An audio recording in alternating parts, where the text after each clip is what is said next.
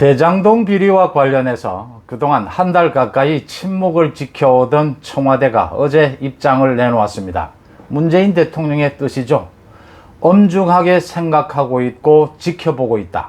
여기에 대해서 이낙연 후보 측은 아직 반응을 보이지 않고 있고, 이재명 후보 측은 큰 일이 생기면 의뢰 보이는 반응 정도 아니겠느냐라고 폄하하는 분위기입니다. 야권에서는 윤석열 후보는 대장동 비리 의혹은 공권력을 이용해서 국민의 재산을 약탈하는 행위다 라고 하면서 특검을 촉구했고, 홍준표 후보는 문재인 대통령을 향해서 특검을 지시해야 한다고 요구를 했습니다. 대장동 비리와 관련해서 이재명은 도대체 어디까지 책임을 져야 하느냐, 어디까지 책임을 질 것이냐, 이재명에 대한 검찰의 수사는 어디까지 이어질 수 있을 것이냐, 이 대선 전국에서 여권 핵심부들은 이 사건을 어떻게 바라보고 있고 야권은 거기에 어떻게 대처해야 하는가, 그런 속내들이 조금씩 비춰지는 그런 대목입니다. 송은재TV 시작합니다. 구독, 좋아요 부탁드립니다.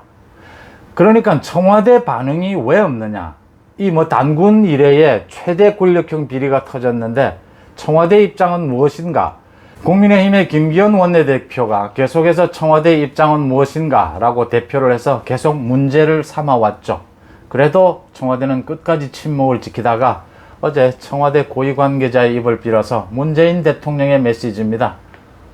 엄중하게 생각하고 있고 지켜보고 있다 라는 내용입니다. 계속해서 기자들이 질문을 해도 이 말만 되풀이했습니다. 문재인 대통령의 뜻인데 그만큼 말을 고르고 골랐다라고 하는 겁니다. 사실은 대장동 의혹이 불거졌을 때부터 청와대 안에서는 지난 한 달 가까이 입장문을 낼 것이냐 말 것이냐를 놓고 찬반으로 엇갈려서 계속 논란이 되어 왔다라고 합니다. 입장문을 낸다는 것 자체가 지금은 이재명 후보에게는 부담일 수밖에 없는 것이죠. 일단 이재명 후보에게는 부담일 겁니다. 문제는 시점입니다. 한 달 가까이 입장을 내고 있지 않다가 이제 이재명으로 거의 굳어진, 민주당의 대선 후보가 이재명으로 거의 굳어진 이 시점에 청와대가 입장을 내놓았다. 당장 어제 이재명 캠프의 전략본부를 맡고 있죠, 민형배 의원, 큰 사건이 있을 경우에 청와대가 보이는 일반적인 반응 아니겠느냐라는 정도로 폄하를 했습니다. 하지만 이낙연 후보로서는 힘을 얻을 수 있는 대목입니다. 청와대가 엄중하게 지켜보고 있다. 엄중하게 지켜보고 있다. 이런 말은 사실은 이낙연 후보가 많이 해왔던 말이죠. 이렇게 엄중하다는 말을 많이 하면서 엄중낙연이라는 별명까지 얻기도 했는데, 이낙연 후보가 자주 쓰던 말이기도 한 엄중하게 지켜보고 있다. 문재인 대통령의 메시지입니다. 야권에서는 때맞춰서 오늘 오전 윤석열 후보는 대장동 비리는 공권력을 이용해서 국민의 재산을 약탈한 것이다. 그러니까 국민의힘의 박수영 의원이 공개를 한 것이죠. 대장동 거기에 땅을 수용을 하면서 평당 250만 원의 땅을 수용을 하면서 공권력을 이용해서 2,500만 원에 분양을 했다. 이게 지금 배임과 관계되는 부분인데, 이렇게 국민의 재산을 약탈한 것이다. 특검을 촉구한다라고 윤석열 후보 측은 이야기를 했고, 홍준표 후보는 문재인 대통령을 향해서 특검을 지시하지 않으면 이 대장동 의혹, 대장동 비리를 비호하는 것이 될 수 있다라고 경고장을 날렸습니다. 청와대의 입장에 대해서 여야의 이런 반응들은 이제 장기적으로 대선 전국 전체에서 이 대장동 비리를 놓고 모두들 어떤 계산을 하고 있느냐, 어떤 생각을 하고 있느냐가 조금씩 드러나는 부분입니다. 중요한 것은 국민의힘의 박수영 의원이 대장동 비리와 관련해서 박수영 의원 자신이 경기도에서 오랫동안 행정부지사를 지냈기 때문에 경기도 사정은 누구보다도 잘 알고 있습니다. 그러니까 이재명이 성남시장을 할 당시에 경기도 행정부지사를 지냈기 때문에, 또 여러 가지 업무로 이재명과 갈등을 빚어왔기 때문에 박수영 의원이 굉장히 많은 정보들을 공개하고 있습니다.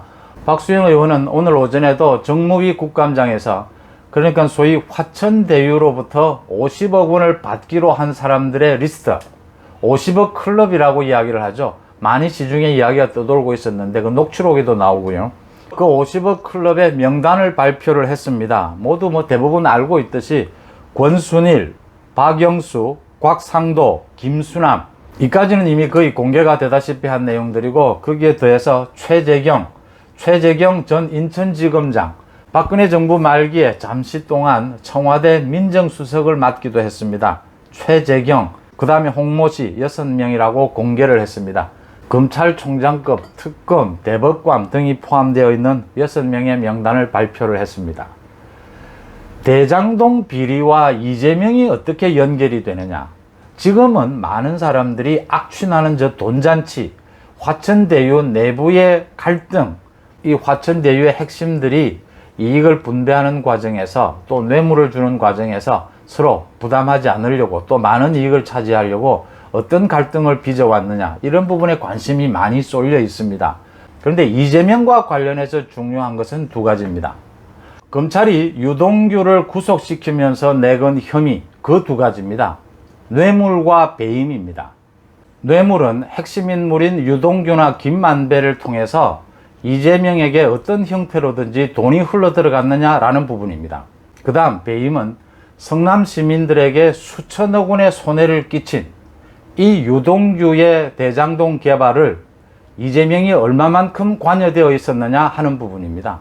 먼저 유동규의 배임 부분과 관련해서 성남도시개발공사 기획본부장이었던 유동규가 한 일은 모두가 이재명이 결재하고 이재명이 지시한 것이라는 것은 기본 상식이고 기본적인 업무 흐름입니다.